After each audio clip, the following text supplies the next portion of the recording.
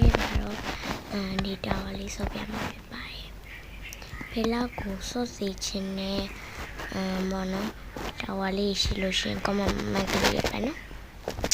ပြကြသွားရင်โอเคမန်ခဲ့ပါနော်ဖေလာကိုဆော့စီခြင်းနဲ့တာဝါလေးဒီကိုကွန်မန့်မန်ခဲ့ပြကြပါနော်ဖေလာအလုံးဆော့ပြပါမယ်โอเคဖေလာအလုံးကိုဆော့ပြီးမှဖြစ်တဲ့အတွက်ကြောင့်မလို့ဖေလာရဲ့ဗီဒီယိုလေးကို like and subscribe လုပ်ပေးကြပါဦးအလုံးကိုဖေလာကားလို့ vlog ဒီလိုမျိုးဗီဒီယိုလေးတင်ပေးပါမယ်လို့ပြောချင်ပါတယ်ဖေလာမအားရရလေးမတင်လိုက်ရလို့ရှင်လည်းတောင်းပါမယ်နော်ဖေလာပေါ့နော်ဗီဒီယိုမတင်ပြတာနည်းနည်းတော့ကြာပြီဒါပေမဲ့ဒီနေ့ကအဲ့လို Roblox ခုံတဲ့ဗီဒီယိုလေးမတင်ပြတာတော်တော်ကြာနေပါပြီRoblox ခုံတဲ့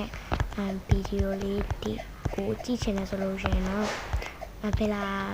ကက်ကက်နဲ့အတက်လည်းလောက်ထားတယ်ကက်ကက်နဲ့လည်းအတက်လောက်ထားရပါတော့အဲကြောင့်ဖေလာကိုအပိချက်ပါဦး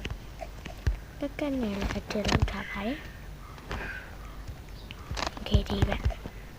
ကက်ကက်နဲ့အတက်လောက်ထားတဲ့ဟာလေးကိုလည်းအပိချက်ပါအောင်နော်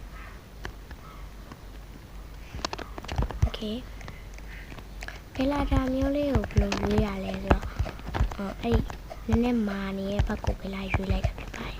ဖေလာလည်းရှင်တော့မရွေးတော့ဘူးနော်โอเคအပိချက်ပါအောင်နော်ဖေလာရဲ့ဗီဒီယိုလေးဖေလာပေါ့နော်